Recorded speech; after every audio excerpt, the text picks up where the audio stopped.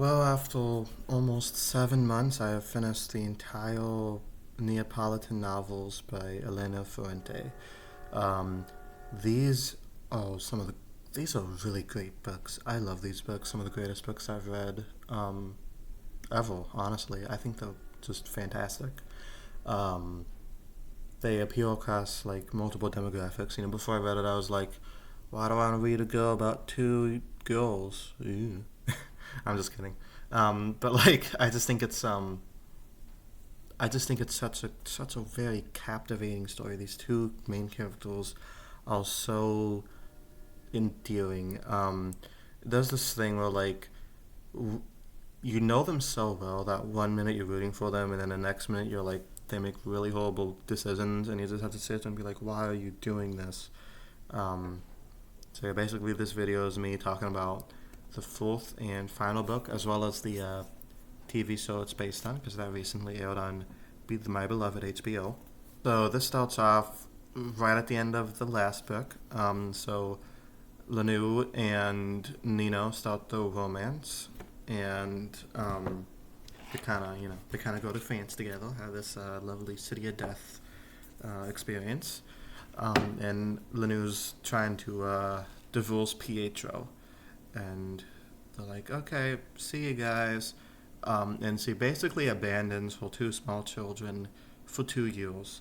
So, yeah, she's not the best mother. She's kind of a shitty mother. I don't know why she did that. Of course, Nino. Nino's the answer.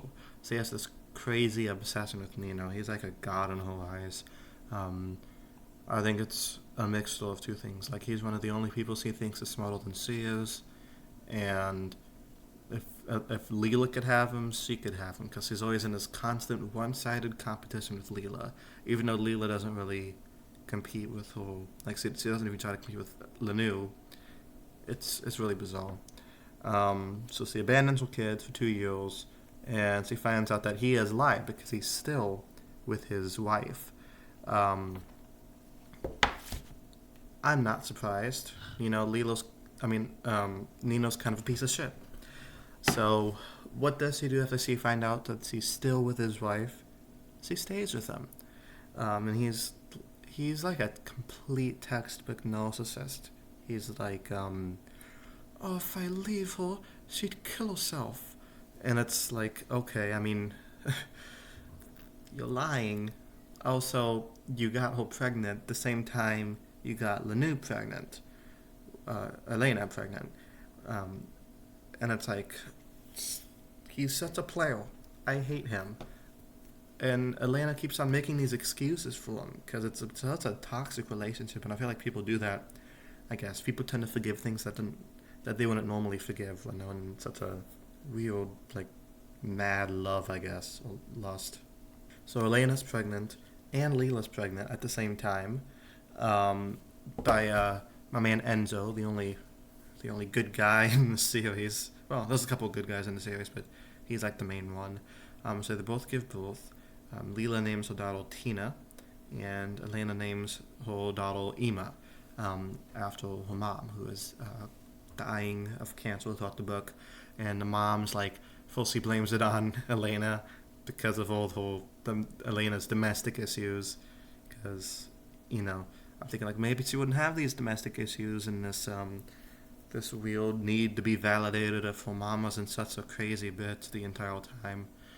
But I like how they like her and her mom kind of bond a lot towards the end of her life. I think that's really sweet, and it shows like Ima's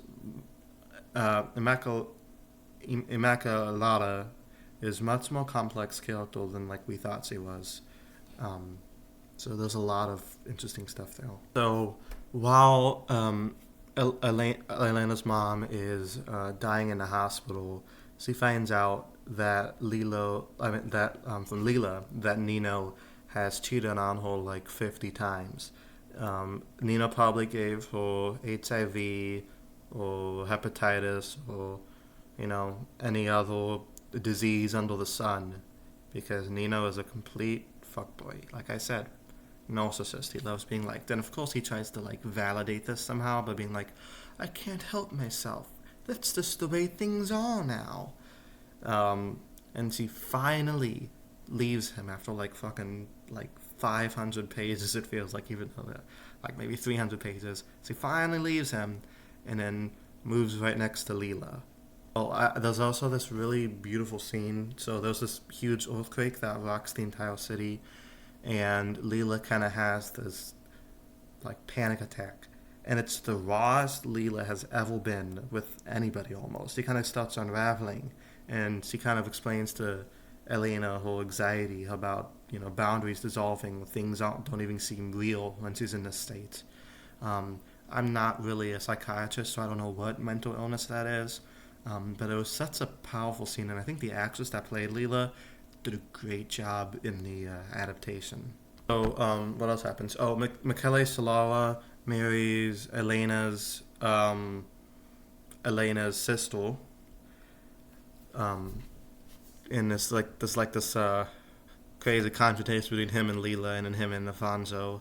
Alfonso and him. So, it's not explicitly said this, but Michele has always had this crazy obsession with Leela, and Alfonso has this.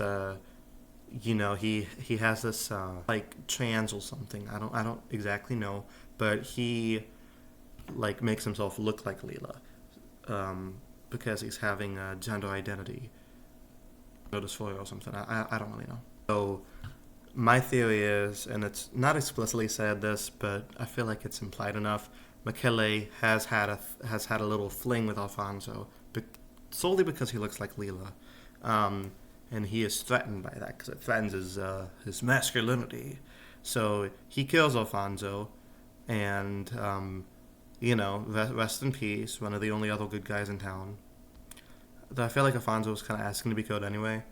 Uh, like he would like show up and be like, "Why didn't you invite me to the wedding?" It's like, dude, you could tell Michele doesn't like you. If I was Alfonso, I would have moved away. Like I would have just got out of there. But didn't deserve to be murdered, of course. So after this happens, Leela and Elena write this article about the Solaras. Though it's written under Elena's name because Leela doesn't really want to be like.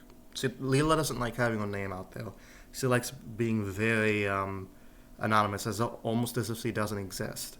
I feel like this stems from her having a very low sense of self. But anyway, the Solaras are now selling heroin in the neighborhood. Leela's son is addicted. Leela's brother's addicted. Elena's brothers are selling it. It's a crazy situation. So they write about that, and it makes Elena kind of revives her career after, well, like, she's actually had a pretty steady career already. She had this book that she wrote years ago, and then the publisher was like, "Hey, when's your next book?" And she's like, "Okay, have this one." And then towards the end of this book, you have like, it feels like that last half of Gone with the Wind, where like 50 different awful things happen at once. This kind of started like the ball rolling with the Alfonso death. So the families are having lunch. Elena, Nino, because Elena wants Nino to be with his daughter for once, because he's kind of a shitty father. Even he's an even worse father than Elena is a mother, and Elena's a pretty bad mother. Um, so they have like this lunch, and then Leela and Enzo and Tina have the lunch. So the whole families are there. However, Tina disappears, which makes the title "The Story of the Lost Child." This was I didn't see this I did not see this coming. This was awful. I'll never find out what happens to her, and it basically destroys Enzo and Leela's mental state. Um, Enzo just unravels, and Leela keeps holding out hope that she's alive. We never find out what happened to Tina. There's several different theories. Was she taken by the Solaras?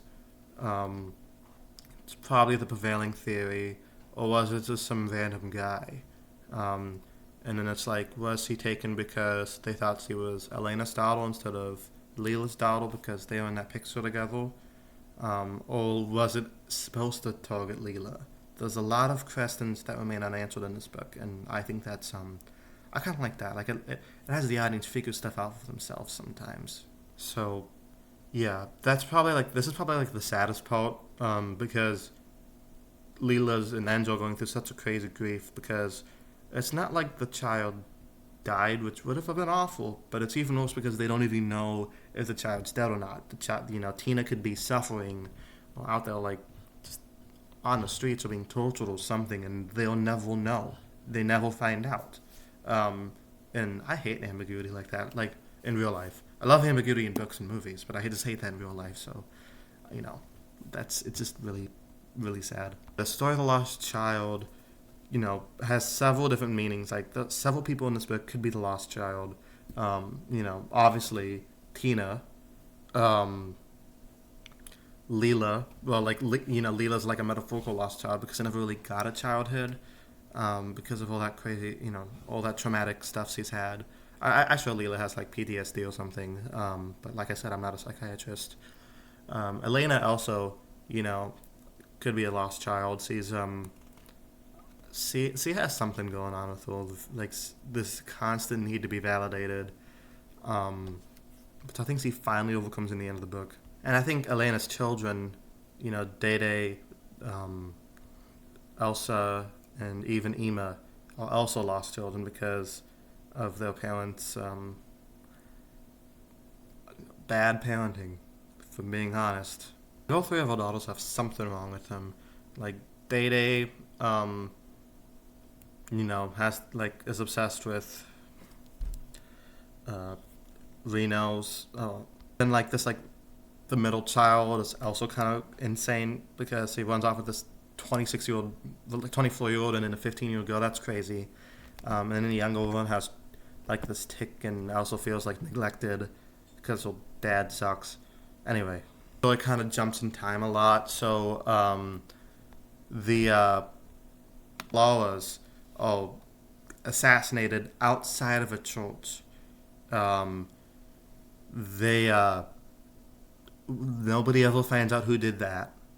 You know, Probably it's Pasquale and Nadia, because Pasquale gets arrested. They both get arrested for that. But Pasquale never tells Elena. This was cut from the show, by the way. Pasquale never tells Elena who did it. He's like, "Do you want to find out? Do you want to know who killed them?"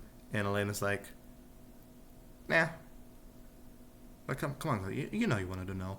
Um, like it could have been Pasquale, but it could have been Leela. I think it might have been Leela. She doesn't have the best alibi. She was sick at home.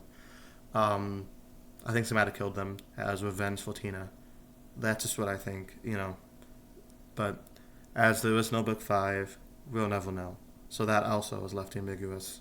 Um, so the final scene we see between Lanu and Leela is when Elena's leaving to live in like a different neighborhood because, being honest, the neighborhood they live in now kind of sucks.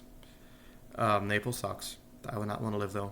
I'd visit, but I don't live there. So they have this really beautiful parting scene, and then after she moves away, they stop talking, and Elena's like, "I'm gonna write a story about Tina and our lives," and Leela's like, never speaks to her again, because Leela specifically said, "Don't write books about me."